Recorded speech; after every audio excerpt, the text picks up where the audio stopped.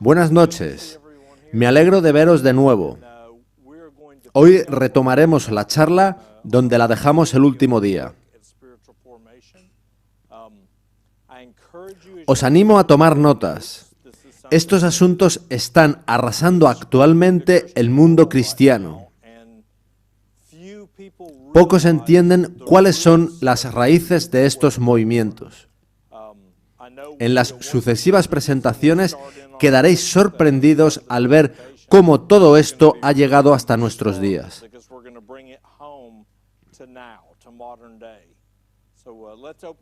Comencemos orando. Padre Celestial, nuestras vidas están en tus manos. Te agradecemos que, cuando no te obstaculizamos, todo marcha exactamente como debe. Padre, enséñanos cada día a confiar en ti. Guárdanos en perfecta paz, permaneciendo nuestras mentes en ti. Señor, envíanos tus santos ángeles, para que nos rodeen, protejan y fortalezcan. Revela tu poder y tu amor en nuestras vidas. En el nombre de Jesús lo pedimos, lo creemos y te lo agradecemos, porque tú no puedes mentir. Amén. Terminamos nuestra última sesión hablando sobre Ella Eaton, la esposa del Dr. Kellogg.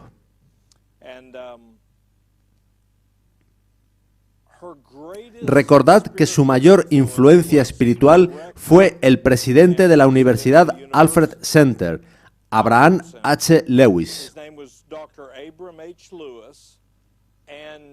La consideración de Ella hacia él era tal que se lo presentó a su marido. Ella estaba ansiosa de que se conocieran. Kellogg era un médico brillante y, para ella, el Dr. Lewis era un gran hombre de Dios.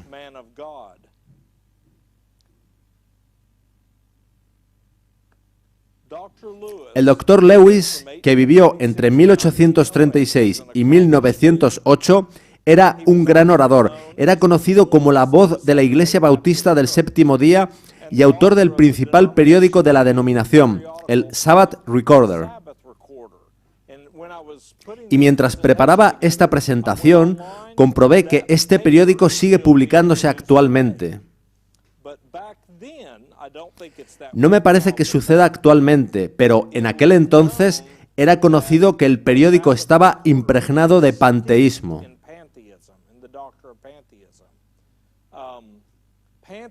El panteísmo es la creencia de que Dios está en todas las cosas.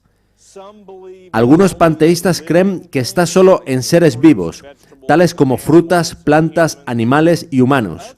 Pero otros van incluso más lejos y dicen que Dios está en todo, sea ser vivo o una simple cosa inanimada. Lewis aseguraba haber experimentado su propio zarandeo de la fe cuando tenía solo 17 años y estuvo bajo la influencia de un médico brillante y escéptico.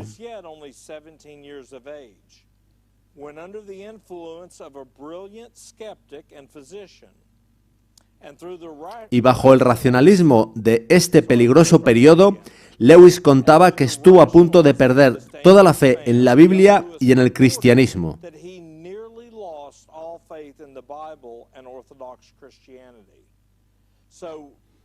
Lo cuenta en sus propios escritos. A los 17 años conoció a este médico y, por su influencia,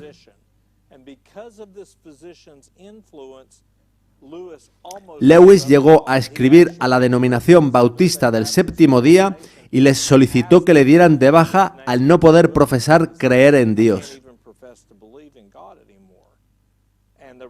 Un pastor de la iglesia se negó a darle de baja porque consideró que, si bien Lewis quería romper con Dios, Dios no quería romper con él.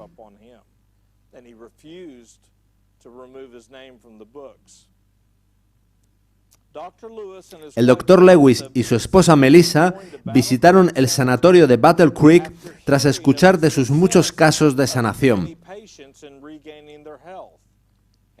Y en 1895 fueron invitados de honor en casa de los Kellogg. Desconozco cuánto duró la estancia, pero a partir de ahí comenzaron a realizar visitas regularmente y a pasar tiempo juntos.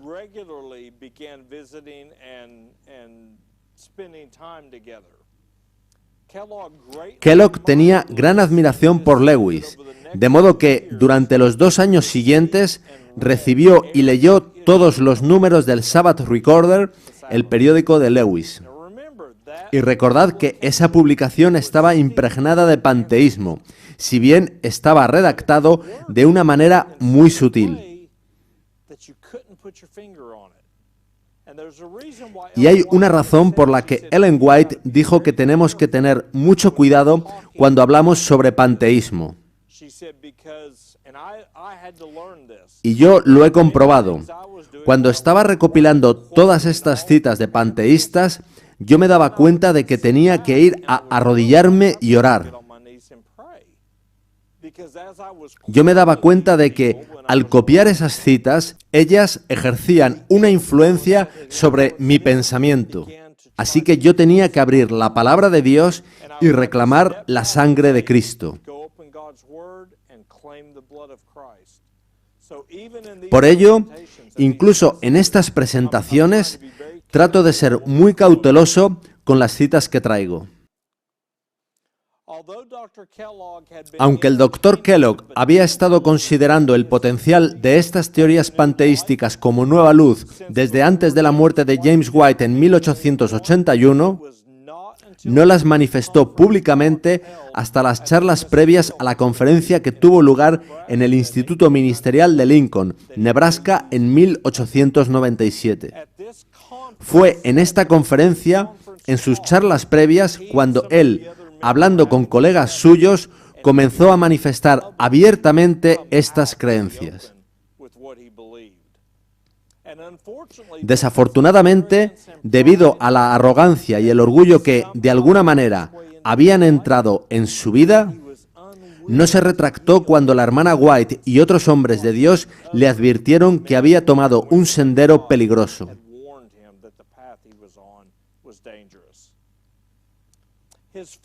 Su primera presentación en aquella conferencia tuvo lugar el 16 de febrero. Su título fue Dios en la naturaleza. En ella recurrió con insistencia a citas de Ellen White, sacándolas de contexto para fundamentar los mensajes que seguirían. A veces, Ellen White habla de cómo el poder de Dios puede verse en toda cosa creada, de que el carácter de Dios puede ser revelado en toda cosa creada. Pero eso no quiere decir que Dios esté en todo ser viviente.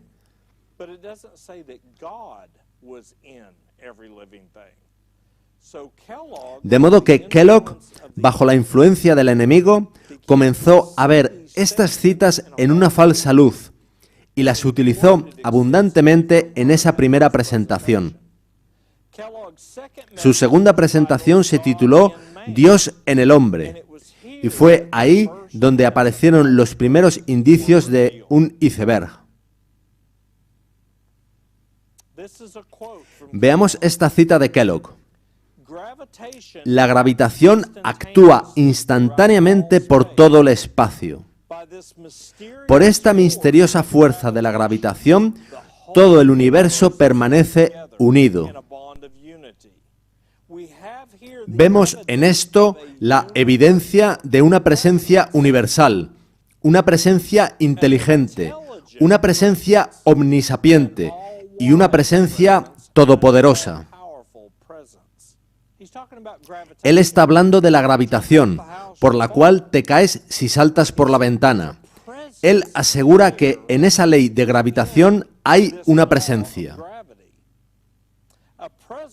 Una presencia por la cual los átomos del universo permanecen unidos.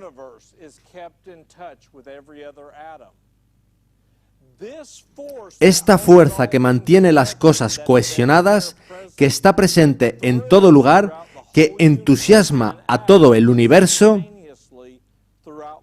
que actúa instantáneamente en un espacio sin límites, no puede ser sino Dios mismo. Qué maravilloso pensamiento que este mismo Dios esté en nosotros y en todo.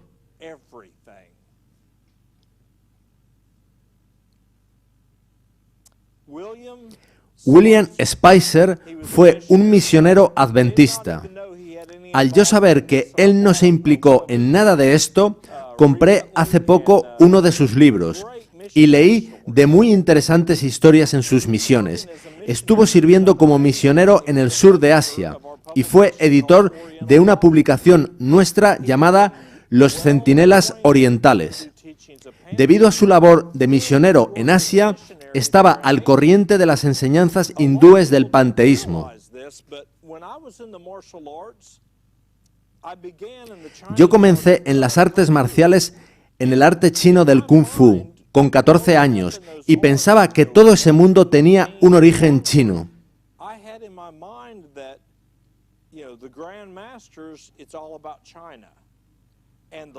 Y la primera vez que visité la casa del último gran maestro bajo el que entrené, vi casi todas las paredes de la casa cubiertas por inmensos tapices.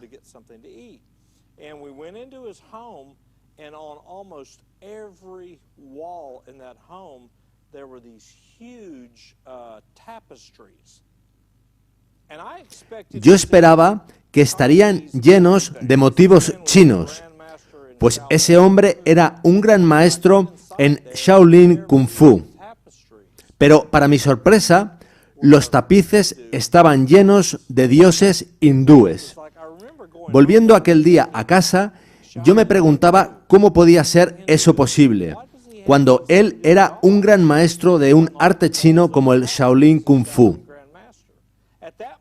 Por aquel entonces, yo aún no había investigado como para saber hasta cuánta influencia había recibido China de la India. India es desde donde se extiende el hinduismo y, al llegar a China, el hinduismo se adaptó a la cultura china.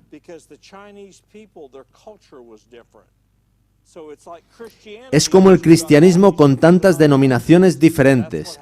Algo similar le sucede al hinduismo.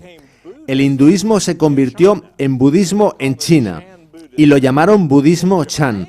En Japón, al mismo arte lo llamaron budismo Zen, pero todas sus raíces están en la religión hindú. Decíamos que William Spicer estaba al corriente de las enseñanzas hindúes del panteísmo. Y al volver a Battle Creek en 1901, quedó estupefacto al descubrir que esos mismos principios religiosos errados eran enseñados por el Dr. Kellogg y sus seguidores. Al escuchar a Kellogg y a los que habían caído bajo su influencia, se daba cuenta de que era lo mismo que venía de escuchar en India.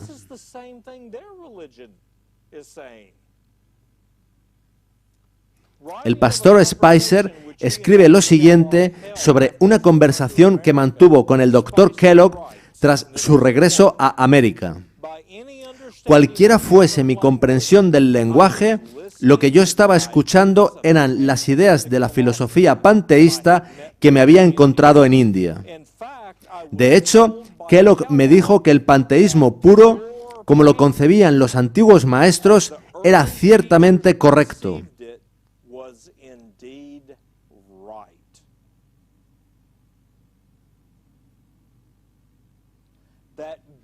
Que Dios estaba en las cosas de la naturaleza, que estaba en toda brizna de hierba y en toda planta.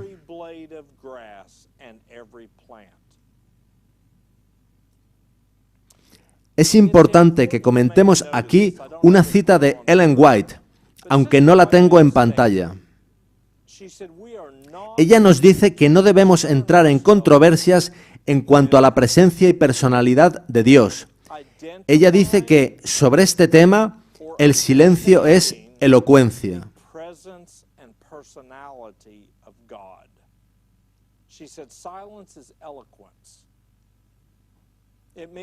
Sabemos que Dios tiene forma, pues fuimos hechos a su imagen. Sabemos que, estando Él en el cielo, su Hijo unigénito estaba en el agua, en el río Jordán. Y al salir Cristo del agua, abrirse los cielos y el Padre decir: «Este es mi Hijo amado, en quien tengo complacencia», el Padre envió su Espíritu en forma de paloma sobre su Hijo.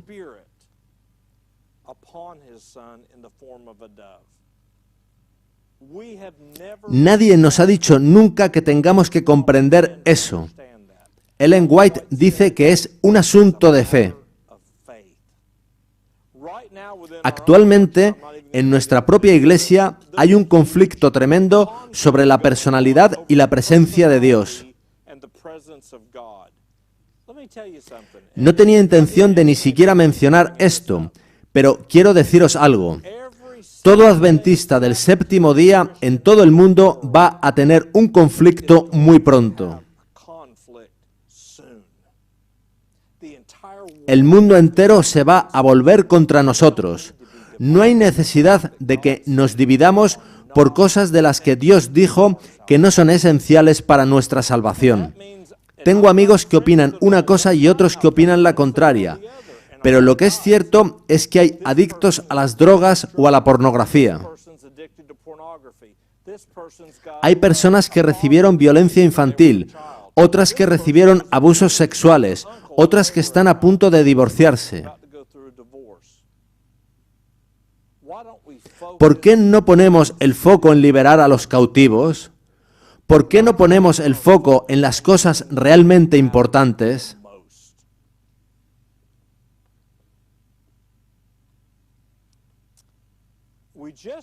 Escuchamos antes una cita del pastor Spicer sobre Kellogg. Escuchad ahora esta de un gurú hindú. Dice así: toda alma es potencialmente divina.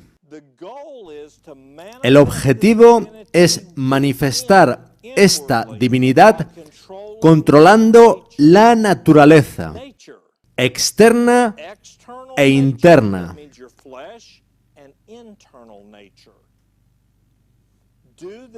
Ya sea mediante trabajo, adoración, control psíquico o filosofía, por uno o más de estos medios, y ser libres.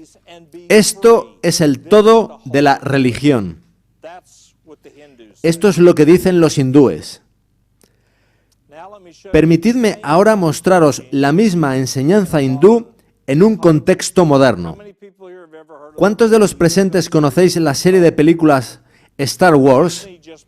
Disney compró todos sus derechos hace 2 o 3 años. Esas películas han hecho más por empujar a la gente hacia la maldad que quizás ninguna otra emisión o publicación. Originalmente se suponía que era para los niños, pero ahora hay toda una generación embelesada con esa historia desde que se estrenó la primera entrega en 1977. Fijaos en lo que en el episodio 5 dice a su aprendiz esa pequeña criatura verde que parece un demonio. Mi aliado es la fuerza. La vida la cría, la hace crecer. Su energía nos rodea y nos ata.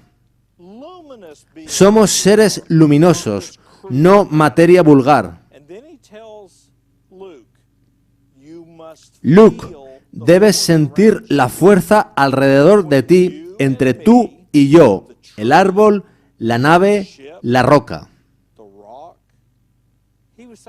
Es exactamente la misma idea, y veremos otras frases de Luke tomadas literalmente del hinduismo y del budismo. Incluso una vez dice: esto es lo que yo trataba de enseñar. La primera edición del Templo Viviente de Kellogg fue en 1903. El pueblo de Dios había sido advertido de este peligro. Ellen White escribió esto: hay una clase de publicaciones más peligrosas que la lepra, más mortíferas que las plagas de Egipto, contra las cuales deben precaverse constantemente nuestras casas editoriales.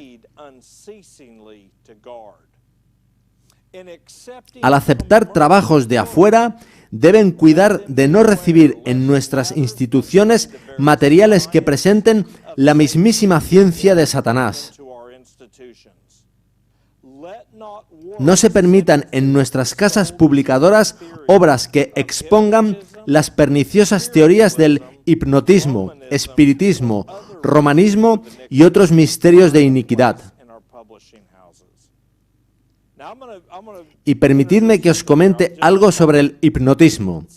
La mayoría de la gente piensa que el hipnotismo consiste en caer dormido tras haber estado mirando a un colgante moviéndose a uno y otro lado, o a un destello de luz o a otra cosa que hace que otro se apodere de tu consciencia.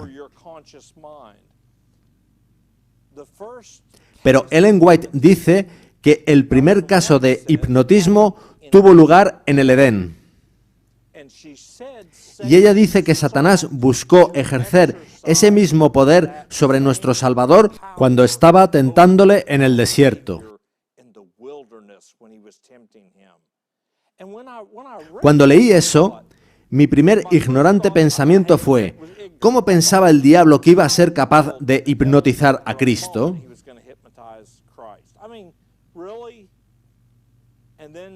El Señor me habló después y me dijo: Eric, no te olvides de la programación neurolingüística.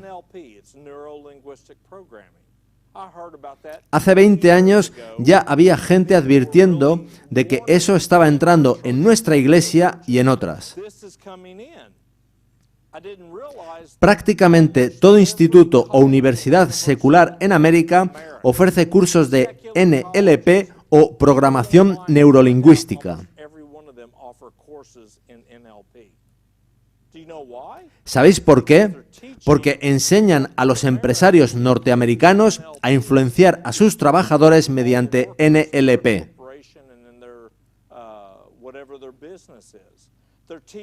Están enseñando también a pastores para saber cómo influenciar a sus congregaciones. También a profesores para influenciar a 150 estudiantes en una clase sin tener que agitar un colgante. La programación neurolingüística funciona porque, tras hacer entrar a la otra persona en diálogo, se tergiversa ligeramente la respuesta de la persona y se le lleva a decir algo que nunca tuvo intención de decir. Se entra en la mente de la persona. Por esa razón dice Ellen White que Cristo nunca entró en conversación con Satanás. Cuando fue a tentarlo, Jesús sabía que Satanás trataría de usar el mismo poder que usó con Eva. Así que no entabló ningún diálogo. ¿Sabéis lo que hizo? Así dice el Señor: escrito está. No se trata de lo que esté escrito en un libro, pero Él promete escribir su ley en nuestra mente y en nuestro corazón.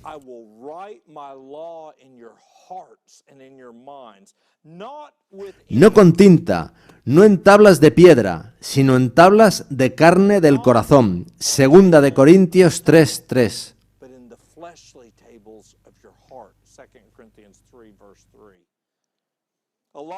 A veces se dice que Dios escribió su ley en tablas de piedra para que durara para siempre, pero no duró ni 40 días.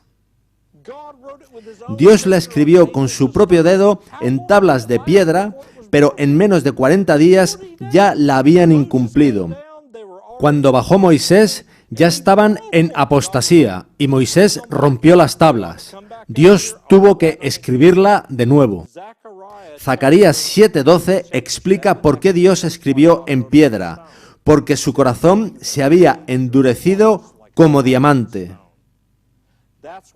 Por eso Ezequiel 36:26 dice que quitaré de vuestra carne el corazón de piedra y os daré un corazón de carne.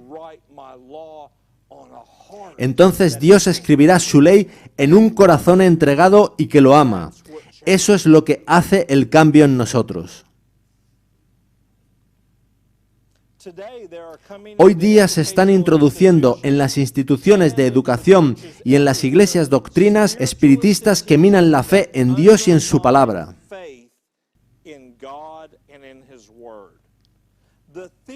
La teoría de que Dios es una esencia que compenetra toda la naturaleza es aceptada por muchos de los que profesan creer las Escrituras. Estas bellas representaciones son similares a la tentación que trajo el enemigo a Adán y Eva en el Edén. Pero por bellamente que esté revestida, esta teoría es un engaño peligrosísimo.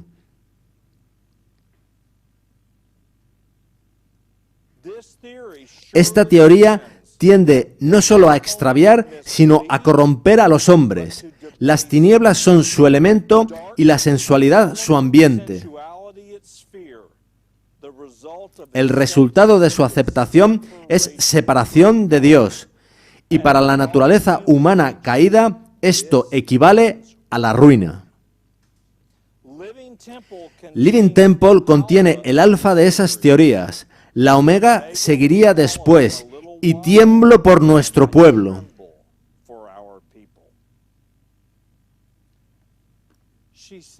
Dios le reveló a ella acerca de el templo viviente. Lo que Kellogg escribió fue el alfa, el comienzo. Contenía esa idea de que Dios está en todo, y ella dice que es peligrosísima. Pero ella dijo que lo que entraría en el fin sería aún más peligroso. Ella temblaba por su pueblo al serle revelado lo gigantesco que sería el engaño. Quiero mostraros algo de cómo está sucediendo eso ahora. Satanás ha estado mucho tiempo preparándose para su ofensiva final para engañar al mundo. Puso el fundamento de su obra cuando le dijo a Eva en el Edén: no moriréis. El día que comáis de él, serán abiertos vuestros ojos y seréis como dioses. La expresión serán abiertos vuestros ojos puede sustituirse por seréis iluminados. La palabra iluminación puede encontrarse en todas las sociedades ocultistas y en todas las religiones y filosofías místicas orientales. Volvamos a nuestra cita. El día que comáis de él, serán abiertos vuestros ojos y seréis como dioses, sabiendo el bien y el mal. Satanás les dijo a Adán y Eva que serían como dioses. Pero, ¿no creó ya Dios al hombre a su imagen? ¿Podían ser más que eso? ¿Cómo fue el primer día que Adán abrió los ojos después de que Cristo lo había formado del barro con sus propias manos? Cristo sopló sobre Adán el aliento de vida y éste abrió los ojos. ¿Qué fue lo que pudo decirle Jesús?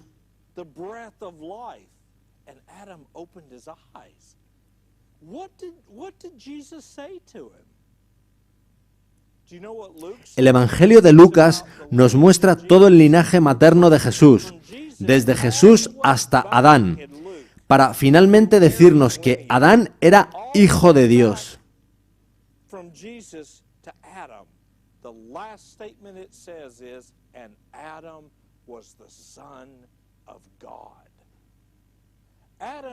Cuando abrió los ojos por primera vez, Adán ya era un adulto, no un bebé como somos nosotros al nacer.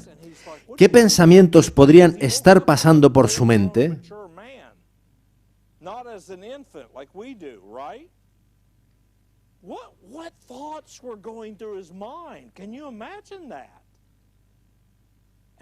Enfrente estaba Jesús, y quizás éste pudo decirle algo como: yo soy tu creador, soy tu hermano mayor, tú eres hijo de Dios. Lo eres por creación. ¿Se puede ser más semejante a Dios que eso? Sin embargo, Satanás les dijo que si comían del fruto en vez de solo mirarlo, si probaban y saboreaban lo que les estaba diciendo, serían como dioses, sabiendo el bien y el mal. Y ahí, la palabra sabiendo se refiere a discernir por uno mismo.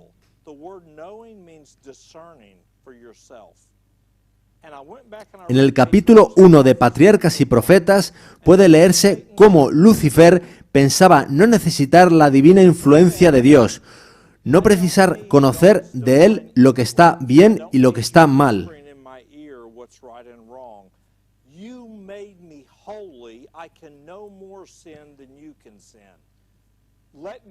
Lucifer pensaba que no precisaba de Dios, que podía caminar por sí mismo, que podía decidir por sí mismo lo que estaba bien y lo que estaba mal.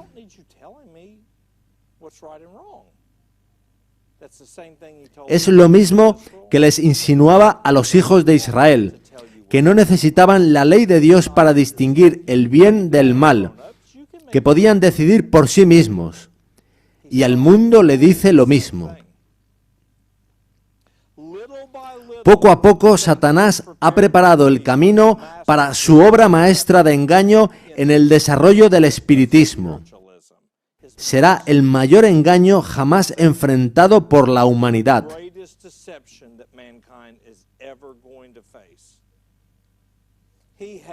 Aún no ha logrado el pleno cumplimiento de sus designios, pero lo conseguirá en el tiempo final.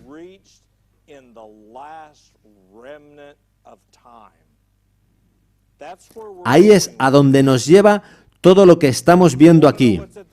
¿Queréis saber cuál será el final de la historia? En estos mensajes vamos a mostrar no solo lo que va a hacer Satanás por medio de este gran engaño, sino también lo que va a hacer Dios en su pueblo.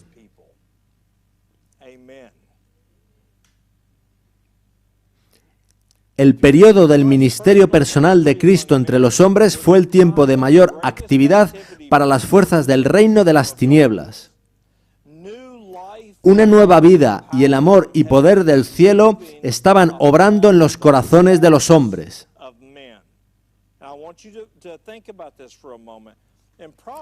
Ahora, Proverbios 23:26 dice: «Dame, hijo mío, tu corazón».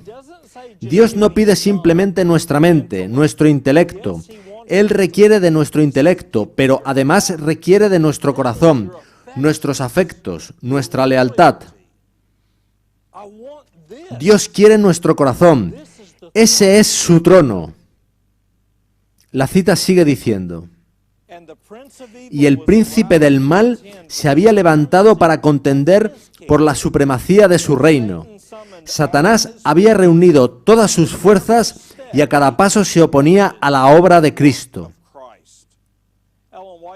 Ellen White dice que él estaba inculcando la duda en los hombres. Así sucederá en el gran conflicto final de la lucha entre la justicia y el pecado. Mientras bajan de lo alto nueva vida, luz y poder sobre los discípulos de Cristo, una nueva vida surge de abajo y da energía a los agentes de Satanás. La intensidad está tomando posesión de todos los elementos terrenos, y esa palabra, posesión, no es casualidad.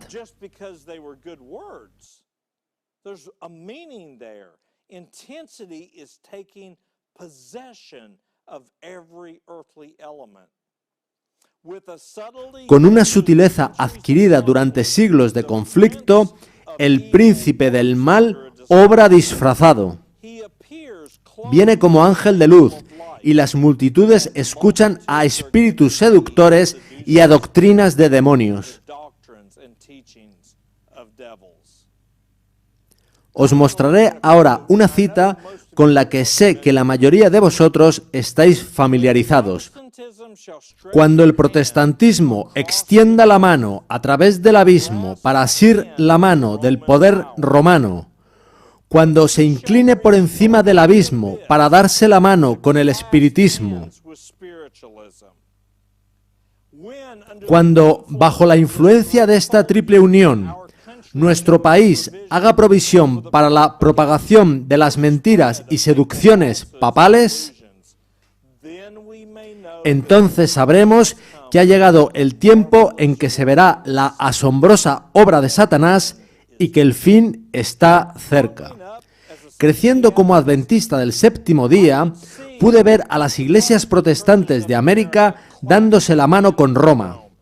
Nuestra propia iglesia lo ha hecho. Hemos podido ver a líderes de nuestra iglesia estrechando la mano del presidente de Naciones Unidas o del Papa. Eso es literal.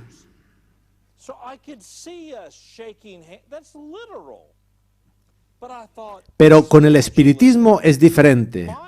A mí me enseñaron que el espiritismo es la presunta comunicación con los muertos, cuando los muertos en realidad nada saben.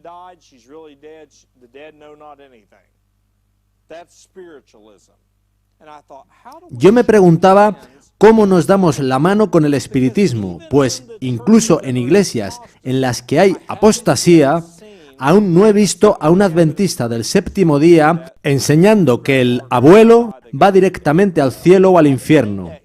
He visto cosas realmente malas, pero eso no lo he visto. ¿Cómo nos damos la mano con el espiritismo?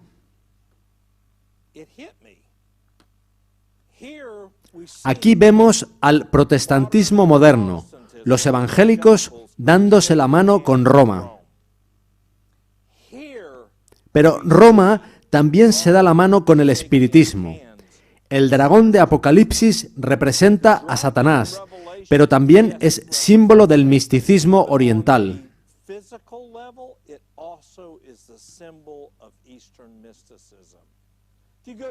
Si vais a un restaurante chino, os garantizo que vais a ver un dragón a la entrada. Equivale a una señal en la cabeza o en la frente. Equivale a decir, este es el que fortalece y bendice este negocio.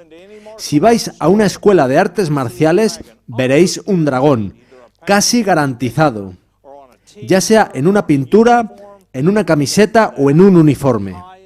Porque el dragón es el mayor poder en el mundo de las artes marciales, ya sea en Qigong, en Tai Chi o en otra disciplina china. El dragón es el mayor poder espiritual.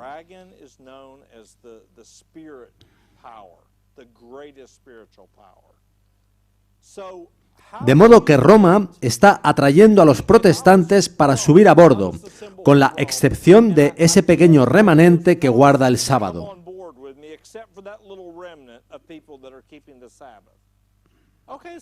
Pero, ¿qué pasa con los budistas y con los hindúes? Son muchos más que los cristianos. ¿Cómo hacer para que se adhieran a Roma?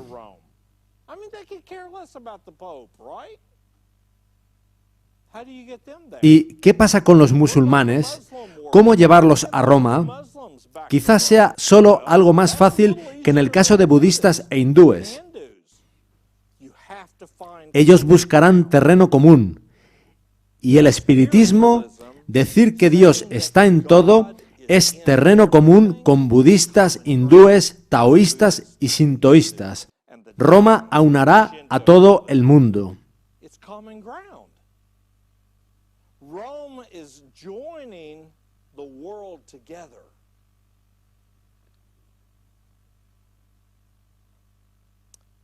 Apocalipsis 16, 13 y 14 dice, y vi salir de la boca del dragón, espiritismo, y de la boca de la bestia, catolicismo romano, y de la boca del falso profeta, protestantismo apóstata, 3 espíritus inmundos a manera de ranas.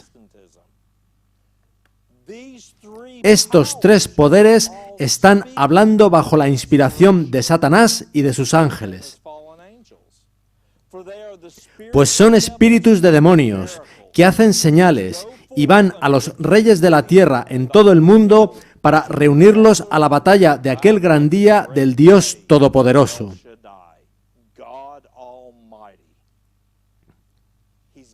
Satanás está aunándolos para hacer guerra contra Dios. El espiritismo es el estudio de la comunicación con entidades espirituales. Y ya dijimos que fue introducido en América por un hombre llamado Allan Kardec, que vivió entre 1804 y 1869. Ellen White utiliza indistintamente espiritismo y espiritualismo, que es la práctica de comunicarse con los muertos, normalmente por medio de un medium o canal.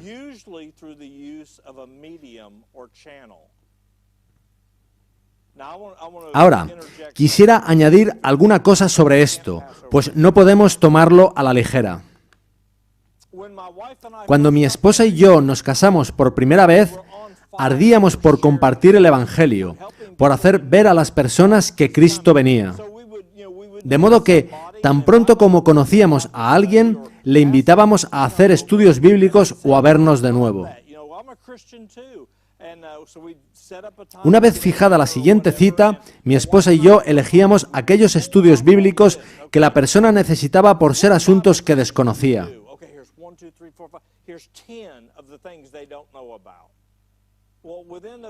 Entre los 5 primeros siempre estaba el del estado de los muertos. Era lo habitual. Pero en los últimos años me he dado cuenta de que si esa persona está batallando en su vida contra el pecado, ¿qué le aporta en ese preciso momento dónde está su abuelo? No estoy diciendo que eso no sea importante, pero esa persona en ese momento se enfrenta a algo más importante. Imaginad una mujer recién abandonada con sus hijos por su marido, a la que le doy un estudio sobre el estado de los muertos. ¿Creéis que le va a aportar algo en ese momento? Repito, no estoy diciendo que eso no sea importante, pero en ese momento hay una verdad más importante. Ellen White dice que el centro de todas nuestras doctrinas debería ser Cristo. Yo me preguntaba cómo podría ser eso así. Entonces leí unos sermones que W. Prescott dio en Australia en 1895 y cambiaron mi vida. Ellen White los presenció y habló más de 30 veces en aquella reunión campestre, dio más de 30 mensajes y dijo que nunca, desde 1888, había visto así el Espíritu de Dios sobre un hombre. ¿Y sabéis lo que hizo Prescott? Presentó todas nuestras verdades y doctrinas sin mencionar que estaba enseñando doctrina. Él presentó a Cristo. Os daré un ejemplo con el estado de los muertos. El cristiano ha sido crucificado con Cristo. Ni siquiera había nacido entonces, pero estaba en Cristo.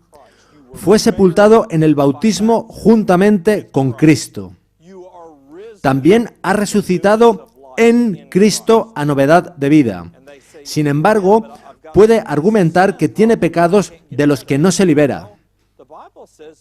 Pero la Biblia dice que si alguno está en Cristo, nueva criatura es. Las cosas viejas pasaron, es decir, están muertas, como el abuelo, que descansa en paz, y los muertos nada saben.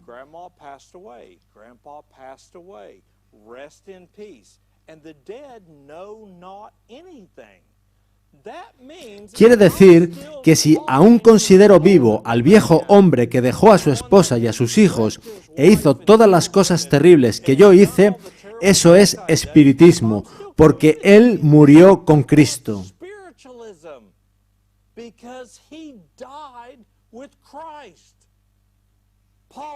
Pablo dice, olvidando ciertamente lo que queda atrás y extendiéndome a lo que está adelante. Hemos de considerarnos verdaderamente muertos al pecado, pero vivos para Dios en Cristo Jesús.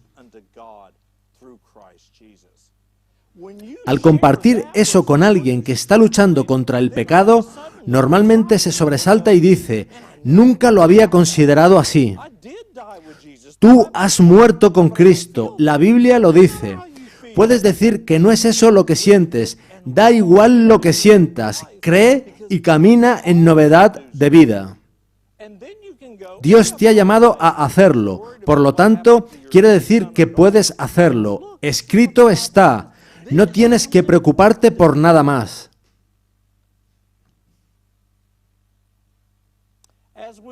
A medida que nos acerquemos al fin del tiempo, habrá una demostración cada vez mayor de poder pagano. Si es externo, es que vamos a verlo. Deidades paganas manifestarán su notable poder y se exhibirán a sí mismas ante las ciudades del mundo. La primera vez que escuché predicar sobre esto, me decía a mí mismo que Ellen White no podía haber dicho eso. Tuve que ir a verlo y comprobar que sí lo había escrito. Así que sí que vamos a ver demonios manifestados físicamente. Sigue diciendo, y esta situación ya ha comenzado a cumplirse. Yo me preguntaba cómo y dónde se manifestarían físicamente estos demonios para que podamos verlos con nuestros ojos. Entonces ella dice después, todos necesitan sabiduría para discernir cuidadosamente el misterio de iniquidad que aparece en forma tan destacada en las postrimerías de la historia de esta tierra. Las Escrituras nos hablan de varios misterios. Entre ellos está el misterio de la piedad. Del misterio de la piedad se habla, por ejemplo, en 1 de Timoteo 3:16, cuando dice que Dios fue manifestado en carne humana. En Colosenses 1:27 se dice de ese misterio que es Cristo en vosotros, la esperanza de gloria. Otro misterio, el misterio de iniquidad, trabaja en sentido contrario para que en nosotros no sea manifestado Cristo, sino Satanás y sus demonios.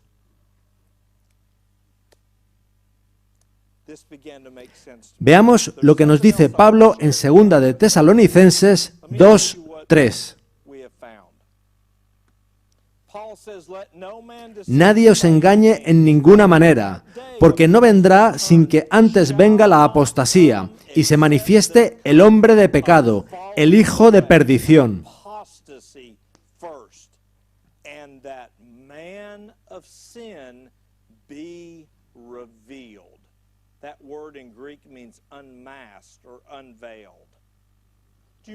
Cristo veló su deidad con humanidad.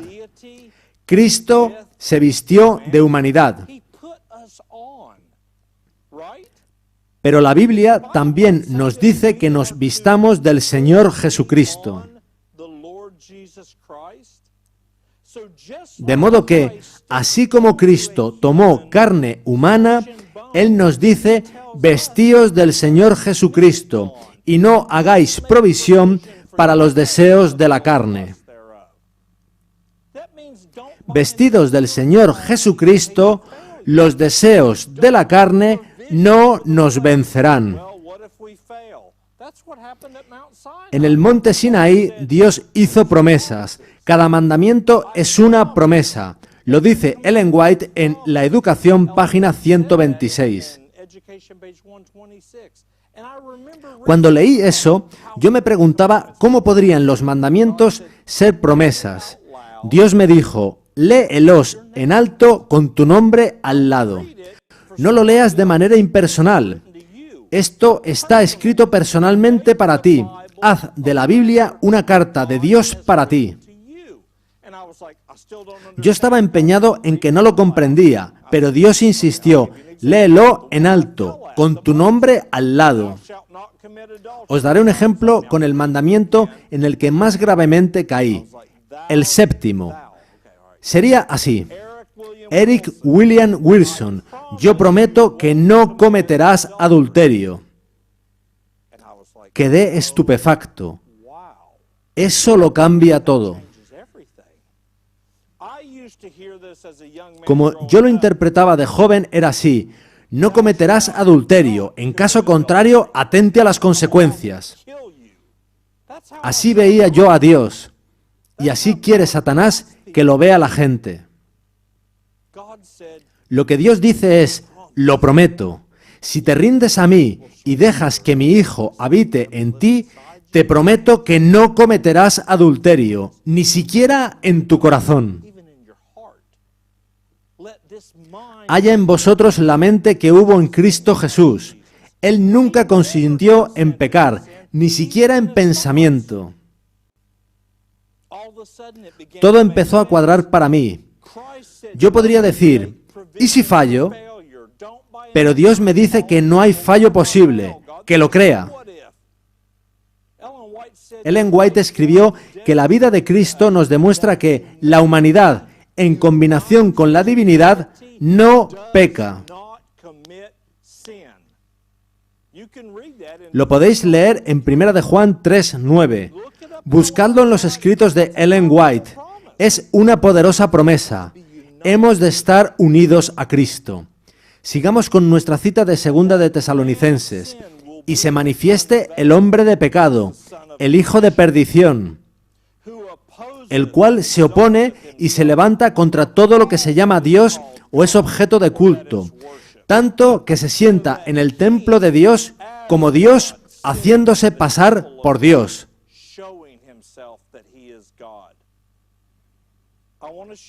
Quisiera mostraros algo.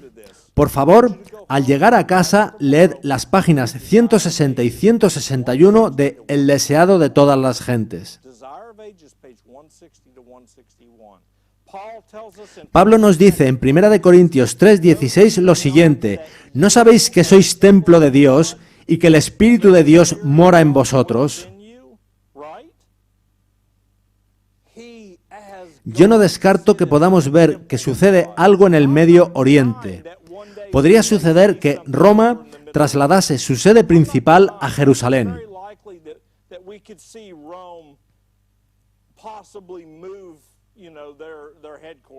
Pero eso es mucho menos importante que el hecho de que Satanás quiera sentarse personalmente en el templo de tu corazón, como dice 2 de Tesalonicenses 2:4.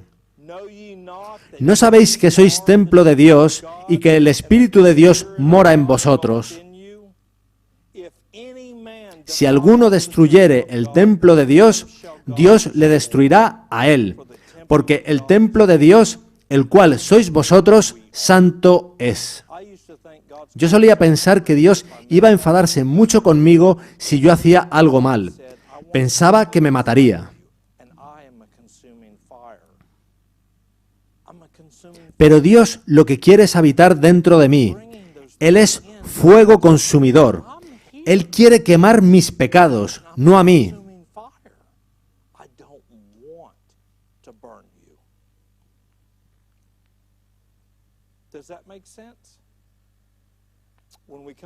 Mañana desarrollaremos todo esto. Espero veros.